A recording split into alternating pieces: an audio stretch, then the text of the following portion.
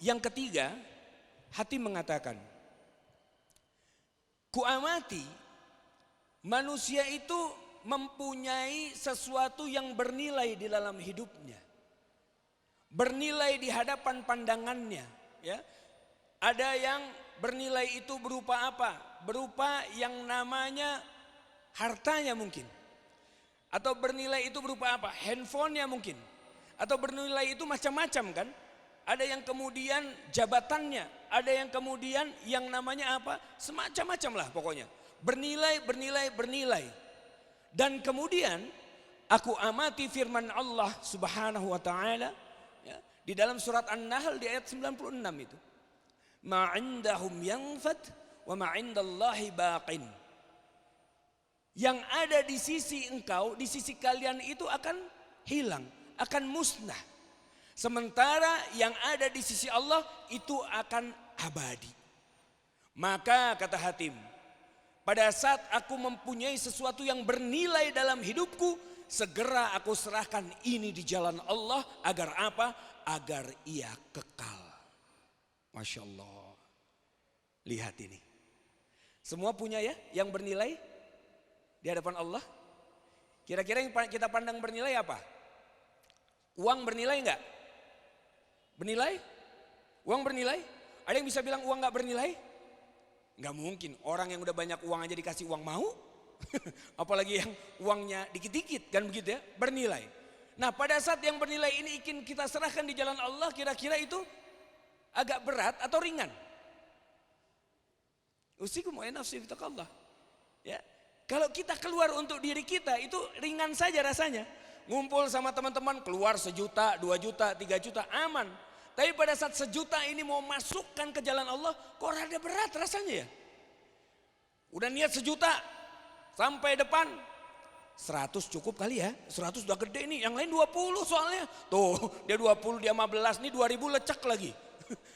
Udah 100 aja lah, niat udah 1 juta dari rumah. Kok berat sekali, ya kan? Nah ini tanda apa? Tanda ada permasalahan dalam keimanannya. Karena dia nggak paham. Dia kurang meyakini bahwa apa? Bahwa yang di sisi kita itu pasti hilang. Kita udah kumpul-kumpul, di bank itu nolnya udah banyak itu, subhanallah. Itu pun nggak bisa kita nikmati. Pada saat Allah cabut nyawa kita sekarang, selesai. Apa kemudian kita menikmatinya? Tidak. Bahkan kadang-kadang kita meninggalkan harta yang banyak kepada siapa? Kepada istri dan anak-anak kita. Namun ternyata kita lupa meninggalkan anak-anak yang soleh. Sehingga apa? Yang ada hanyalah apa? Yang ada ternyata anak kita rebutan warisan. Antara satu dengan yang lain berantem, bertengkar. Kadang ibunya nggak diberikan haknya, diusir dari rumahnya. Banyak kejadian seperti ini. Dan inilah fenomenanya. Karena apa? Karena mereka tidak meyakini. Mereka tidak paham betul-betul bahwa apa? Hanya yang di sisi Allah lah itu yang akan abadi. Itu yang akan kemudian nanti bisa menjaga kita di sana. Itu yang akan bisa menyelamatkan kita dengan izin Allah di sana. Ini yang perlu kita pikirkan dan ini butuh keyakinan. Butuh yang namanya ilmu dan butuh yang namanya latihan. Karena ilmu tentang sedekah ini kan kita sudah dapat, ya kan? Bahkan dalilnya kita paham bahwa apa? Pada saat kita sedekah itu bagaikan apa? Bagaikan yang namanya 1 biji. Kemudian dia menumbuhkan pohon. Pohon ini punya 7 cabang. Makin masing-masing 7 cabang ini kemudian mengeluarkan 100 buah yang ada. Kan begitu ya? Berarti apa? Pada saat kita sedekah, maka kata Allah minimal akan Allah balas 700 kali lipat. Tapi apa kata Allah? Ya. Wallahu yudha'ifu liman yasha, kata Allah. Dan Allah itu membalas itu terserah Allah mau berapa? Minimal 700. Bisa jadi 7 juta, bisa jadi 7 miliar, bisa jadi 7 triliun, kan terserah Allah. Tergantung dari keikhlasan kita bagaimana. Ilmu sudah dapat, sudah. Tapi pada saat prakteknya kurang, ini pun berat kita laksanakan. Mau ngeluarin macam-macam di pikiran kita. Ah, ini benar nggak ya? Ini nanti gimana ya? Kalau ini nanti saya kasih, saya nanti makan apa ya? Kalau ini begini, ini begitu. Ini tanda apa? Kurang latihan. Ilmunya sudah dapat, tapi latihannya kurang. Oleh karena itu yang namanya sedekah ini perlu dilatih. Ayahanda bunda ikhwah. Di kajian kami di komunitas kami. Saat ini kita lagi coba mengamalkan satu ayat. Satu ayat. Ilmu ini saya dapat dari sahabat kami. Sahabat kami pada saat menjalankan kuliah S2 tafsir itu di perguruan tinggi ilmu Al-Quran. Beliau datang mengatakan begini, Ustadz, saya di pesantren lagi menerapkan hal ini. Ini saya lagi mau coba bagi nih kepada ayahanda bunda. Coba deh, setiap harinya kita amalkan satu ayat aja, setiap hari. Atau apa, satu ayat ini satu pekan kita amalkan, kita coba. Contoh, saat ini teman-teman ini sedang mengamalkan satu ayat. Satu ayat ini di dalam surat Ali Imran di ayat 134-nya. Alladzina yunfikuna fis sarai wad dara wal kadhiminal ghaiz wal afina 'anil nas wallahu yuhibbul muhsinin. Coba cek Al-Qur'annya. Yang ada Al-Qur'an di handphone dicek, ya. Di dalam surat Ali Imran di ayat 134. Mudah-mudahan bisa sambil diamalkan kita. Mulai hari ini kita amalkan sampai satu pekan ke depan. Apa itu? Satu, alladzina yunfikuna fis sarai wad dara.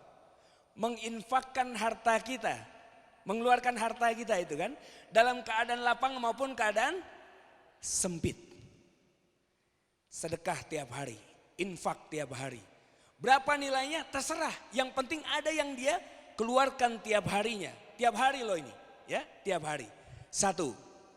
Yang kedua, wal kadhiminal ghaiz, dan menahan amarah. Tahan marah. Kira-kira bisa nggak nahan marah? Bisa?